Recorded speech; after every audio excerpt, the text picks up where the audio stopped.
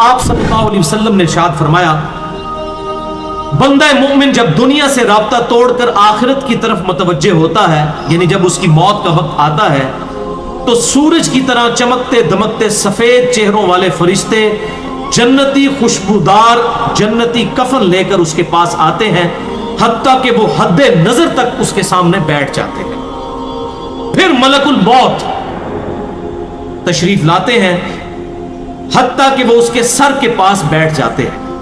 अच्छा, कुरान में भी मलकुल मौत का नाम आया है, सूरह सजदा के अंदर, अहदीस के अंदर भी। अलबत्ता तौरात में इसका नाम इज़राइल भी आया है, और हमारे अहले सुन्नत के जो अव्वलीन मुफस्सिरीन हैं, इमाम तबरी रहमहुल्लाह अल-मुतवफ़ा 310, उन्होंने भी ये वर्ड इस्तेमाल किया है। लिहाजा मौत के फरिश्ते को इज़राइल कहना भी जायज़ है हमारे सलफ के यहाँ, क्योंकि आजकल बाद लोग कहते हैं इज़राइल नहीं, मलकुल मौत ही कहना चाहिए। इज़राइल का लफ्ज़ भी साबित है।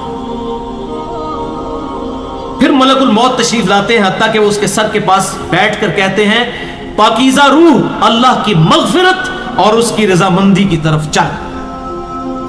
वो रूह ऐसे निकलती है जैसे मशकीज़े से पानी का कतरा, बिल्कुल गैर महसूस तरीके से उसकी रूह निकाल ली जाती। और जब मलकुल मौत उसकी रूह निकालते हैं तो बाकी फरिश्ते उसे आंख झपकने के बराबर भी मलकुल मौत के पास नहीं रहने देते, बल्कि उसे फौरन उसके कफन और उस खुशबू में लपेट देते हैं जो जन्नत से लाई होती। फिर उसकी रूह को लेकर बुलंद होते हैं, और फरिश्तों की जिस जमात के पास से वो गुजरते हैं तो फरिश्ते पूछते हैं कि ये कैसी खुशबू है, तो वो उसके दुनिया के नामों में से बेहतरीन नाम लेकर बताते हैं कि ये फलां बिन फलां की रूह है, हत्ता कि वो उसे आसमाने दुनिया तक ले पहुंचते हैं और उसके लिए दरवाजे खोलने की इजाजत तलब करते हैं। तो जन्नत के जो आसमानों के दरवाजे हैं उसके लिए खोल दिए जाते हैं। फिर हर आसमान के मुकर्रब फरिश्ते अगले आसमान तक उसे प्रोटोकॉल देते हुए उस रूह के साथ जाते हैं, हत्ता कि उसे 7वें आसमान तक पहुंचा दिया जाता है। तो अल्लाह ताला फरमाता है, मेरे बंदे का नामा आमाल इल्लियीन में लिख दो, जो सूरतुल मुतफ्फिफीन में आया है। इल्लियीन और सिज्जीन ये दो मुकामात हैं। ईमान वालों की रूहें जो है इल्लियीन में उनका नामा अमाल लिखा जाता है, और जो मुनाफिकीन हैं, मुजरिम हैं, सिज्जीन में लिखा जाता है। सूरतुल मुतफ्फिफीन सूरत नंबर 83 है, पारा नंबर 30 के अंदर।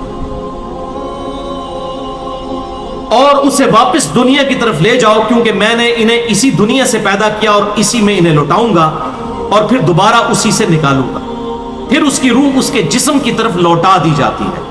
लेकिन ये लौटना दुनिया का सा लौटना नहीं होगा, यानी वो लौटने के बाद ये नहीं है कि मुर्दा कब्र में को बैठ जाएगा, हमें नजर आएगा।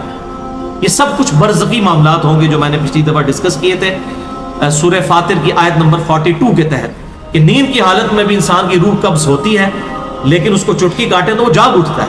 रूह का ताल्लुक भी रहता है उस हालत में, बिल्कुल इस तरीके से एक डिफरेंट लाइफ है, बरज़की। फिर दो फरिश्ते उसके पास आते हैं, यानी उसकी कब्र में, उससे बिठाकर पूछते हैं। अब ये वो 4 सवाल यहां पर आ रहे हैं इस डिटेल हदीस में। पहला सवाल करते हैं, तेरा रब कौन? मन रब्बुका?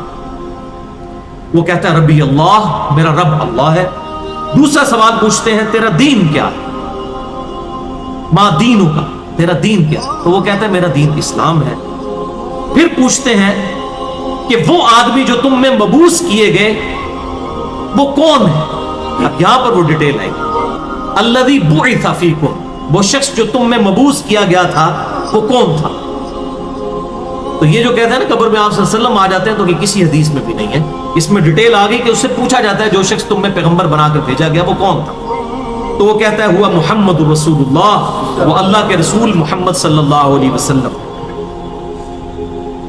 मसला हाजिर और नाजिर मेरा रिकॉर्ड है, मसला नंबर 7, जिसमें मैंने ये तमाम शुबहात क्लियर किए।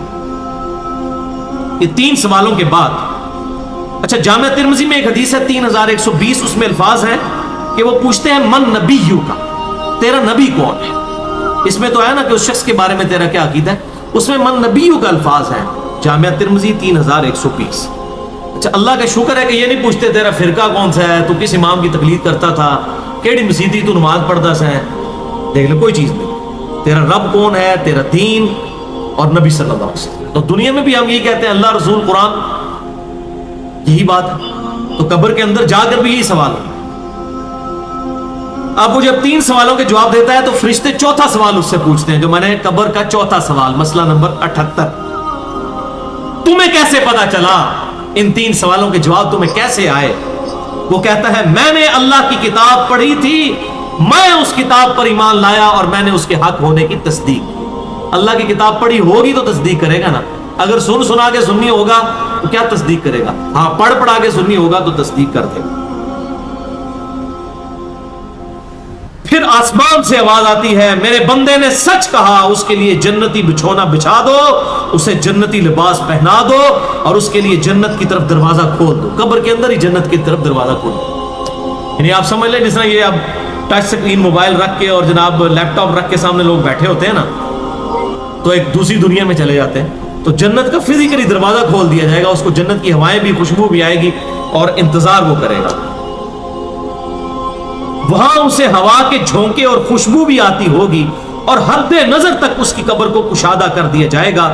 خوبصورت چہرے، خوبصورت لباس اور بہترین خوشبو والا ایک شخص اس کے پاس قبر میں آئے گا اور کہے گا اس چیز سے خوش ہو جا جو چیز تجھے خوش کر دے، یہ وہ دن ہے جس کا تجھ سے وعدہ کیا جاتا تھا۔ وہ شخص پوچھے گا کہ اے شخص تو کون ہے؟ تیرا چہرہ بھلائی لانے والا چہرہ ہے۔ وہ جواب دے گا میں تیرا عمل صالح ہوں، یعنی نیک عمال ایک خوبصورت انسان کی شکل میں اس کی قبر میں آ جائے گا۔ تو پھر وہ شخص کہے گا اے اللہ، اے میرے رب، جلدی کر، فوراً قیامت قائم فرما دے حتیٰ کہ میں اپنے اہل و عیال کی طرف چلا جاؤں۔ یعنی مومن کہے گا اللہ جلدی جلدی قیامت آئے، مجھے تو اینڈ رزلٹ نظر آ رہا ہے، مجھ سے انتظار نہیں ہوتا، فوراً قیامت آ جائے۔ ابھی سائملٹینیس کنٹراسٹ آنے والا ہے اس میں۔ جب کافر اور مجرم شخص دنیا سے جاتا ہے تو آپ صلی اللہ علیہ وسلم نے فرمایا سیاہ چہروں والے فرشتے بالوں سے بنا ہوا ایک کمبل لے کر آسمان سے نازل ہوتے ہیں اور حد نظر فاصلے تک اس کے سامنے بیٹھ جاتے ہیں۔ پھر ملک الموت، موت کا فرشتہ آتا ہے حتیٰ کہ اس کے سر کے پاس بیٹھ جاتا ہے اور کہتا ہے خبیث روح، اللہ کی ناراضگی کی طرف چل۔ وہ روح اس کے جسم میں پھیل جاتی ہے تو وہ ملک الموت اس طرح اسے کھینچتا ہے جیسے لوہے کی سلاخ کو گیلے اون میں سے کھینچا جاتا ہے، چھس کر کے۔ گرم سلاخ جو ہے وہ اونی کپڑے کے اندر، گیلے کے اندر ڈال کے یوں کھینچی جائے نا، اس طرح اس کے پورے جسم سے اس کی روح نکالی جاتی ہے۔ پھر ملک الموت سے باقی فرشتے اس کی روح کو لے کر پلک جھپکنے کے برابر بھی وہاں نہیں رہنے دیتے حتیٰ کہ وہ اسے بالوں سے بنے ہوئے کمبل میں لپیٹ لیتے ہیں اور اس سے زمین کے مردار سے نکلنے والی انتہائی بری بدبو نکلتی ہے۔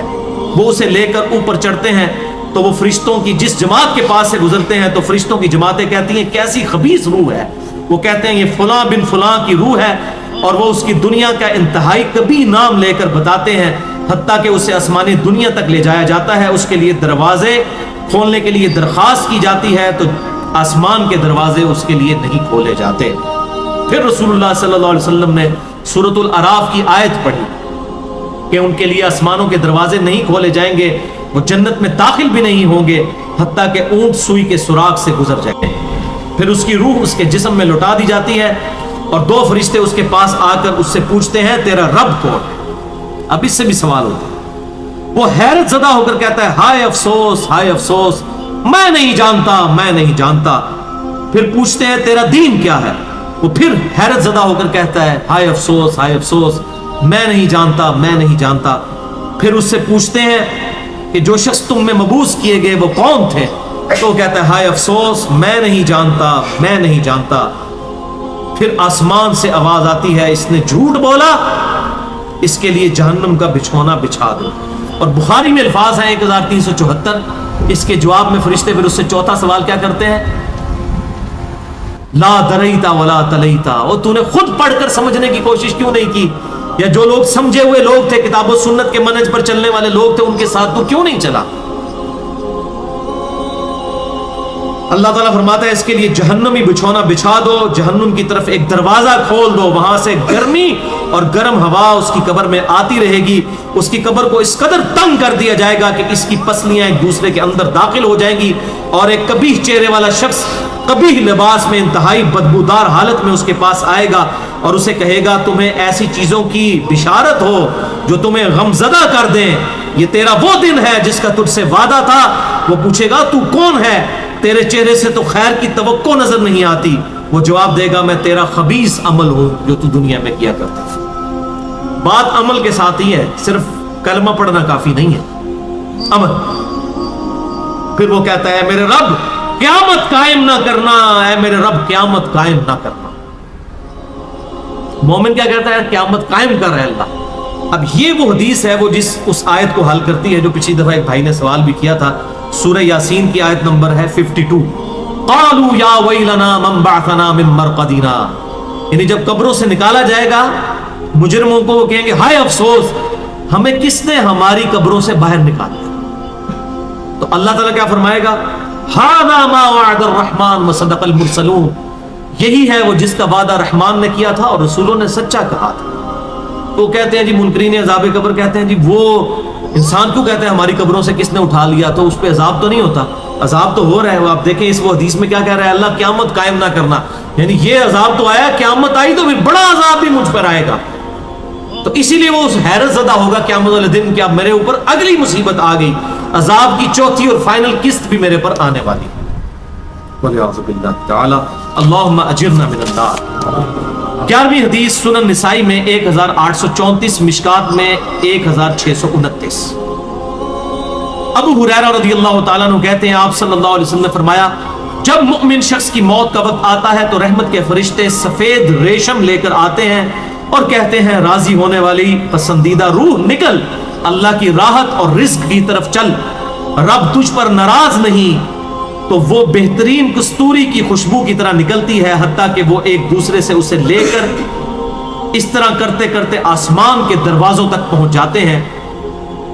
تو وہ کہتے ہیں زمین سے یہ کیسی پاکیزہ خوشبو تمہارے پاس آئی ہے. وہ اسے مومنوں کی روح کے پاس لے جاتے ہیں, یعنی نیک آدمی کی روح کو, جو پہلے مومن مر چکے ہیں ان کی روحوں کے پاس. تو انہیں اس کے آنے پر اس سے بھی زیادہ خوشی ہوتی ہے, یعنی مومن انتظار کر رہے ہوتے ہیں اور ویلکم کرتے ہیں. جیسا کہ تم میں سے کسی کو اپنے بچھڑے ہوئے شخص کے ملنے پر خوشی ہوتی ہے. تو وہ آلریڈی جو مردہ روحیں وہاں پر پہنچی ہوتی ہیں, جو مر چکے شخص جو ہوتے ہیں ان کی روحیں, وہ نئی آنے والی روح سے پوچھتے ہیں فلاں کا کیا حال ہے, فلاں کا کیا حال ہے. پھر وہ کہتے ہیں اسے چھوڑ دو کیونکہ یہ ابھی ابھی دنیا کے غم میں مبتلا ہو کر یہاں پر آیا ہے. تو مرنے والا شخص کہتا ہے کہ تم جس شخص کے بارے میں مجھ سے پوچھ رہے ہو وہ تو فوت ہو چکا ہے, کیا تمہارے پاس نہیں آیا؟ وہ کہتے ہیں اسے تو اس کے ٹھکانے ہاویہ یعنی جہنم میں پہنچا دیا گیا ہے. اور جب کافر شخص کی موت کا وقت آتا ہے تو عذاب کے فرشتے بالوں کا لباس لے کر اس کے پاس آتے ہیں اور اسے کہتے ہیں ناراض ہونے والی ناپسندیدہ روح نکل, اللہ کے عذاب کی طرف چل. وہ مردار کی انتہائی بدبو کی صورت میں نکلتی ہے حتیٰ کہ وہ اسے زمین کے دروازے کے پاس لے آتے ہیں. تو وہ کہتے ہیں یہ کتنی بدبودار ہے, حتیٰ کہ اسے کافروں کی روح کے پاس ملا دیا جاتا ہے. اب دیکھیں کہ وہ مومن پوچھ رہے ہوتے ہیں, اب میں اس کو ٹرانسلیٹ کر رہا ہوں, برا نہیں منانا. وہ مومن کہتے ہیں کہ فلاں شخص کا کیا حال ہے, فلاں بزرگ, فلاں مولوی صاحب, فلاں حضرت صاحب کدھر ہے. وہ کہتے ہیں وہ تو جناب کدوں نہ مار بیٹھے تو آڈے کول نہیں پہنچے. اور پھر فرشتے جناب اتنے نہیں آئے جو دوزخ ہی تھے, دیکھ لیں.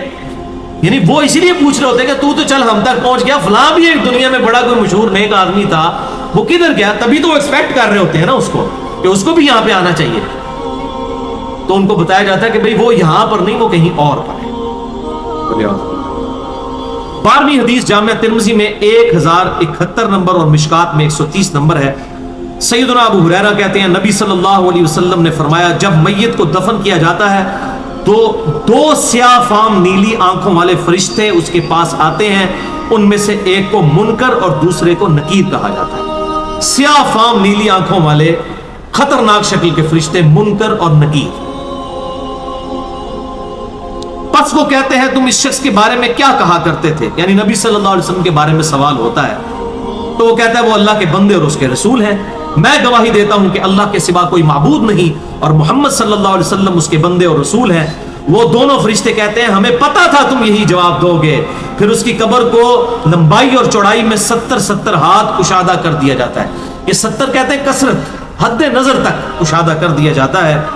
پھر اس کے لیے اس میں روشنی کر دی جاتی ہے. پھر اسے کہا جاتا ہے سو جا. وہ کہتا ہے میں اپنے گھر والوں کے پاس واپس جانا چاہتا ہوں تاکہ انہیں بتاؤں کہ میں کامیاب ہو گیا ہوں. لیکن وہ کہتے ہیں کہ تو دلہن کی طرح سو جا، جسے اس کے گھر کا عزیز ترین فرد ہی آ کر بیدار کرتا ہے، حتیٰ کہ اللہ تعالیٰ اسے اس کی خوابگاہ سے قیامت والے دن بیدار کرے گا، یعنی اسے لٹا دیا جائے گا، پھر اس پہ وہ کیفیت وہ جنت والی تاری رہے گی، پھر الٹیمیٹلی اللہ تعالیٰ اسے دوبارہ سے زندہ کرے گا۔ اور اگر وہ منافق ہوا تو وہ کہے گا میں نے لوگوں کو ایک بات کہتے ہوئے سنا تو میں بھی ویسے ہی کہا کرتا تھا، یعنی مجھے نہیں پتا، اللہ کی وہ گواہی نہیں دے سکے گا، رسول اللہ صلی اللہ علیہ وسلم کا اقرار نہیں کر سکے گا، میں کچھ نہیں جانتا۔ وہ فرشتے کہیں گے ہمیں پتا تھا تم یہی کہو گے، بس زمین سے کہا جاتا ہے اس پر تنگ ہو جا، وہ اس پر تنگ ہو جاتی ہے حتیٰ کہ اس کی ہڈیاں اور پسلیاں ایک طرف کی دوسری طرف آ جاتی ہیں، یوں بولے اعوذ باللہ تعالی، اور اسے مسلسل عذاب ہوتا رہے گا حتیٰ کہ اللہ اسے خوابگاہ سے دوبارہ زندہ کرے گا، یعنی قیامت تک اس پر وہ اس حالت میں عذاب رہے گا، ہمیں نظر نہیں آئے گا۔ جیسے سویا ہوا شخص ایک ڈراؤنا خواب دیکھتا ہے، وہ تکلیف محسوس کرتا ہے، پاس کھڑا شخص نہیں محسوس کر سکتا۔ اور سنن دارمی میں ایک حدیث ہے صحیح سند کے ساتھ، مشکات میں 134 نمبر ہے کہ آپ صلی اللہ علیہ وسلم نے فرمایا 99 اژدہے اس پر، 99 جو ہے خطرناک ڈینجرس قسم کے سانپ اس پر مسلط کر دیے جاتے ہیں جو قیامت تک اسے ڈستے رہتے ہیں، اور وہ اتنے خطرناک اژدہے ہیں، آپ صلی اللہ علیہ وسلم نے فرمایا کہ اگر ان میں سے کوئی ایک بھی دنیا پر اپنی پھنکار پھینک دے تو دنیا کی زمین کا بھی سبزہ نہ ہوگا، ایسا زہر ہے ان کے اندر۔ قل اعوذ باللہ تعالی اللہم اجرنا من النار، اللہم اجرنا من النار۔ یہ بھائیوں عذاب قبر کیمرے سے نہیں دیکھا جا سکتا، یہ اللہ تعالیٰ نے پردہ رکھا۔ 13ویں حدیث جامع ترمذی میں 2308، سنن ابن ماجہ میں 4267، مشکات میں 132۔ سیدنا عثمان غنی رضی اللہ تعالیٰ عنہ جب بھی کسی قبر کے پاس سے گزرتے تو اتنا روتے کہ ان کی داڑھی تر ہو جایا کرتی۔ ساتھیوں نے پوچھا حضرت جب دوزخ کا ذکر کرتے ہیں اس وقت تو آپ کی آنکھوں میں آنسو نہیں آتے، لیکن قبرستان آ کر آپ پر ایسی حالت کیوں طاری ہو جاتی ہے؟ تو سیدنا عثمان نے فرمایا کہ میں نے اپنے محبوب صلی اللہ علیہ وسلم سے سنا کہ بے شک قبر آخرت کی منزلوں میں سے پہلی منزل ہے، جو اس میں بچ گیا اگلی منزلیں اس کے لیے آسان ہوتی چلی جائیں گی، اور جسے یہاں پر مشکل درپیش ہوئی اس کی اگلی منزلیں اس سے بھی مشکل در مشکل ہوتی چلی جائیں گی۔ پھر آپ صلی اللہ علیہ وسلم نے فرمایا میں نے قبر سے زیادہ سخت اور برا منظر کبھی نہیں دیکھا۔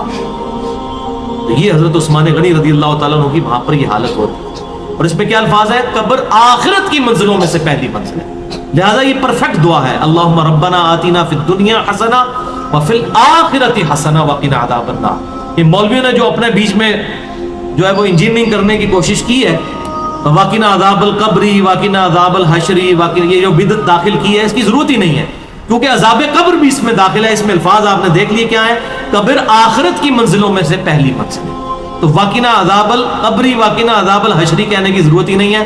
ربنا آتینا فی الدنیا حسنہ وفی الآخرۃ حسنۃ وقنا عذاب النار۔ اس سے یہ بھی بات پتہ چل گئی کہ قبرستان جانے کا مقصد ہے آخرت کی یاد، جو صحیح مسلم میں حدیث ہے 2259 کہ قبروں پہ جایا کرو تاکہ آخرت کی یاد آئے۔ تو سیدنا عثمان بھی دیکھیں قبرستان جا کر وہاں پر آخرت کی یاد کے لیے جایا کرتے تھے، اور یہ حقیقت بات ہے قبرستان جانے سے ہی انسان کا قبلہ درست ہوتا ہے۔